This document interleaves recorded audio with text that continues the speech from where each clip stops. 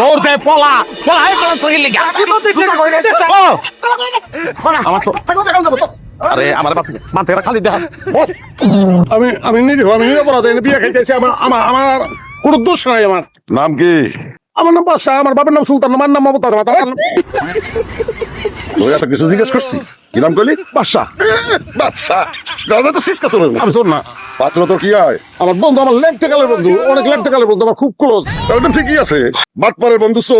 না না কি করো আমরা চোর না আমাদের বংশ খুবই ভালো আমি বংশীয় করে ছেলে তুই ভালো বংশের ছেলে? জি গুড, তাহলে তো আরো ভালো।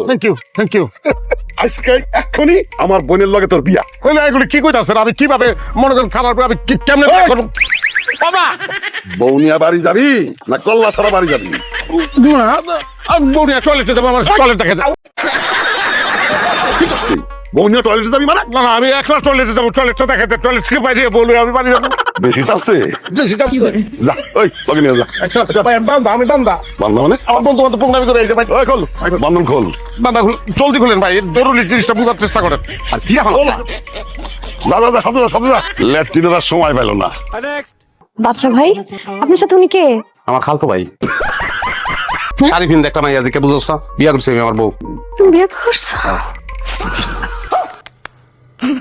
এই মেয়েকে বিয়ের খবর শুনে এরকম অজ্ঞান হয়ে গেল?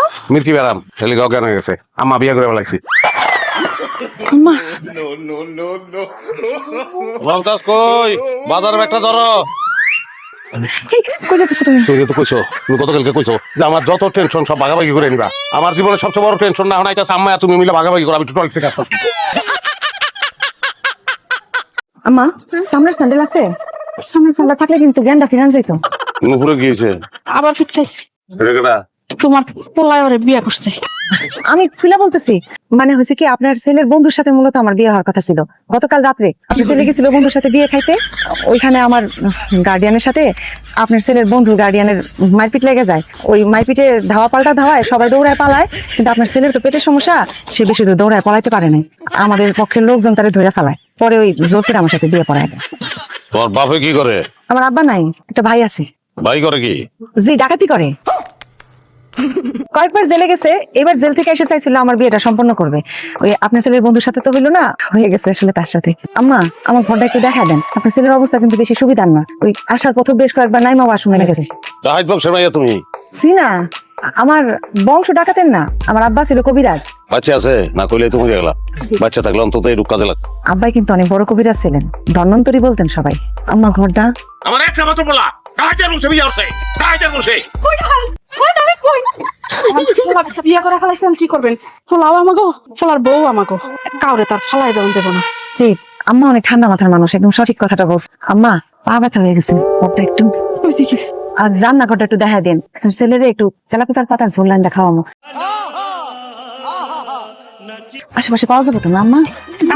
হ্যাঁ, ঠিক আছে। বাচ্চা ভাই আমার রেখে বিয়ে করে লাইছে আর আপনি কইতেছেন কান্দনের কি হইলো? বিয়া করলে হইছে সংসার করতে পারবো সংসার করতে দিব আমি সুলতান ব্যাপারে থাকতে সংসার করতে পারবো না এই বউ সারানো লাগবো। আপনি সুলতান ব্যাপারে থাকতেই বাচ্চা ভাই বিয়ে করছে আর সংসার করতে পারবো না আপনি আমার বুঝাই না আমি বুঝবো। সারাটা দিন খাওয়ানোর উপর আসছিলাম কারণ আমার পিঠা নিয়ে আসতো দেখলা না হনে খাবো না পিঠা। আরে বাবা তুমি তো দিনের খাবার দিনে খাইছো আবার রাইতের খাবার রাইতে খাবা আর তাছাড়া আমাকে বাড়িতে একটা নিয়ম আছে সেটা তুমি জানো না? কি নিয়ম? আমাকে এই বাড়িতে বউয়েরা স্বামীর জন্য ভালোবাসা পিঠা বানায়। আমার আম্মা ভালোবাসা আব্বার জন্য পিঠা বানাইছে আমার ভাবি ভাইয়ের জন্য বানাইছে আর আমি ভালোবাসা তোমার জন্য পিঠা বানাইছি। আরে বাপ রে বাপ কি রাগ কইছে ডিজাইন ভালোবাসা তো কি আমি বুঝলাম না। হ্যাঁ ভালোবাসা বলতে তোমরা খালি বুঝো ঠাইছে খাওয়ানি আর গান বলতে বুঝো খাওয়ানোর গান খেতে পারো পিঠা খাইতে পারবো না পারবো না যাও। এমন করে কইতেছো কেন? আচ্ছা বউ শখ করে কোনো কিছু সামনে নিয়ে আসে সেটা খাইতে হয় ফিরাই দিতে হয় না? তোমাকে সব পিঠাতে গিয়া আমি আধা মরা হয়ে গেছি আর যদি বিধবা না হইতে চাও তাহলে পিঠা লয়ে সরো আর এক টুকরা পিঠা খেলে মরে যাবো। কি কইতেছো এক টুকরা পিঠা খাইলে বলে মরে যাবো? এরকম আজগুবি কথা কই পাইছো তুমি? বেশি না 5টা পিঠা খাও তাতেই আমি খুশি। না ভাইরে এত ভালোবাসা যদি প্রকাশ করতে হয় তাহলে আমার ফুলাই না দাও আমার মানি ব্যাগ দাও আমার গড়ি দাও অন্য কোনো উপহার দাও খাও আল্লাহর হস্তে মাপ চাই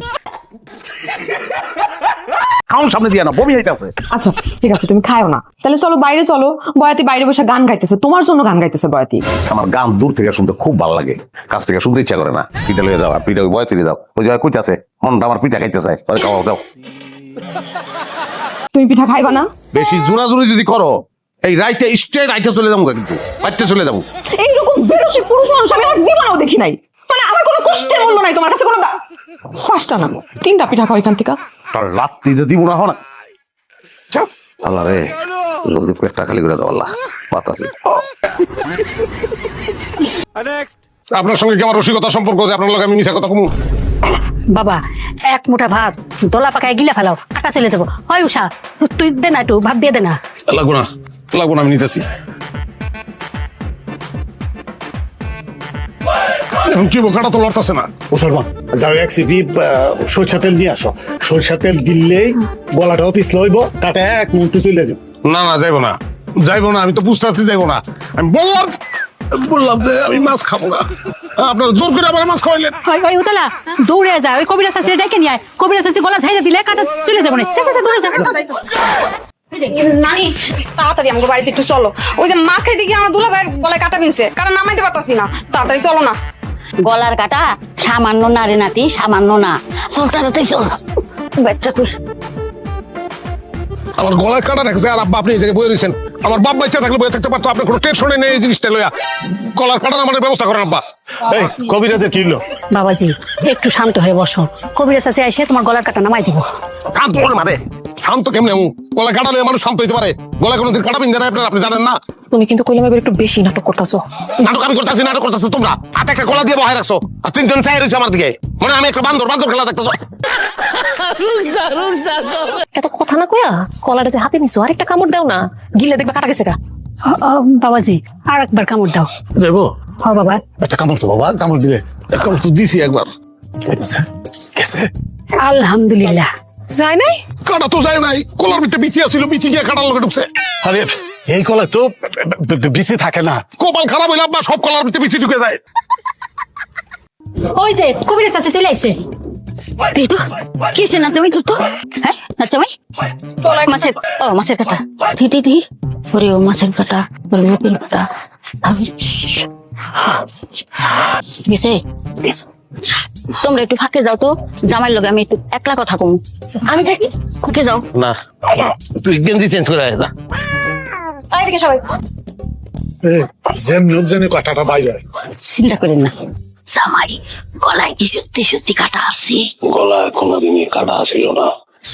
আমার বলেছিলেন না, তুমি আর খাইসটা তুমি আর কিটা বকিলের হচ্ছে হাতে পাতে পানি পড়ে না, একটা টাকা খরচ হবে। আপনি খালি কম বড় ডাক্তারের কাছে নিয়ে দিতে। কই তোমরা এদিকে আসো। ঠিক আছে আগো, আমার দ্বারা সম্ভব না, ডাক্তার দেখাইতে জামাই ডাক্তারের কাছে নিয়ে যাও। বাবা ওই যে ফলা ডাক্তার আছে না? বাদল যা ফোনা ডাক্তারের কাছে গিয়া হোমিওপ্যাথিক ওষুধ দিয়ে আয়। আমার মনে হয় হোমিওপ্যাথিক ওষুধে কাম হইব। আচ্ছা আচ্ছা জানতাছি আব্বা, আমি বুঝলাম না। আমার গলা কাটা থাকছে, আমার বাপ হলে বয়ে থাকতে পারতো, আপনি বয়ে রয়েছেন। কাটা নামানোর ব্যবস্থা করেন জলদি। জামাই বাবা তুমি আমার সাথে চলো, আমাদের মসজিদের মুয়াজ্জিন খুব তালেবর মানুষ, ও যদি দোয়া করে ফুদে তাহলে তোমার কাটাটা দাম পেয়ে যাবে।